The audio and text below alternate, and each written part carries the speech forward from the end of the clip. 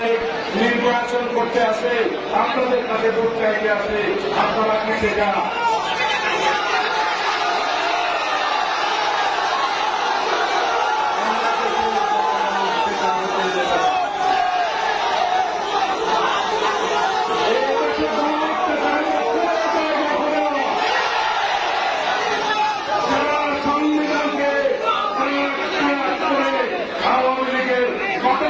পরিণত করেছে? সেই সংবিধানকে আমরা জনগণের জন্য গণতান্ত্রিক সংবিধান বানাবো। আজকে কয়েকটা কথা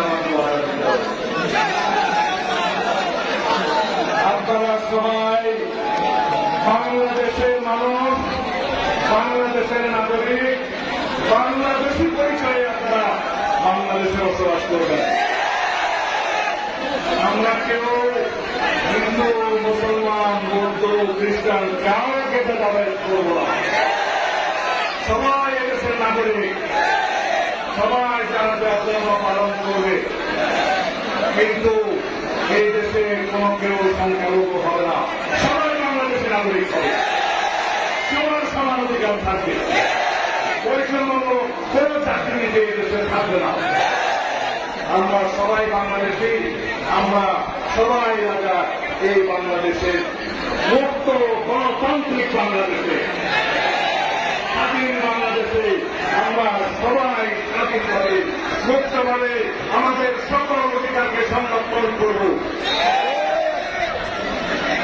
বন্ধুরা, আমাদের বিজয় এখন চূড়ান্তভাবে অর্জিত হয় না। সেই দিন আমরা চূড়ান্ত বিজয় অর্জন করব, যেই দিন এই দেশে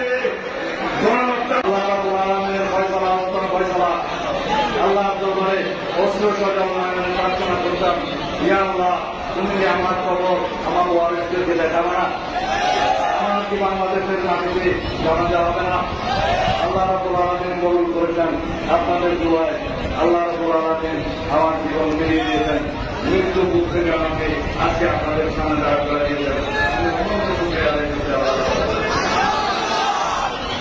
সুতরাং আরো অনেক কাজ বাকি আছে। আল্লাহর হুকুম আছে, আল্লাহ আমাকে জমিদার রেখেছে বাংলাদেশের মানুষের সেবার জন্য। আরো অনেক কাজ বাকি আছে। আপনারা দোয়া করবেন, দেখা হবে আপনাদের সাথে। আল্লাহ হাফেজ। বাংলাদেশ জিন্দাবাদ। নকশা মিনাল্লাহ ওয়া ফাতহুল করিম।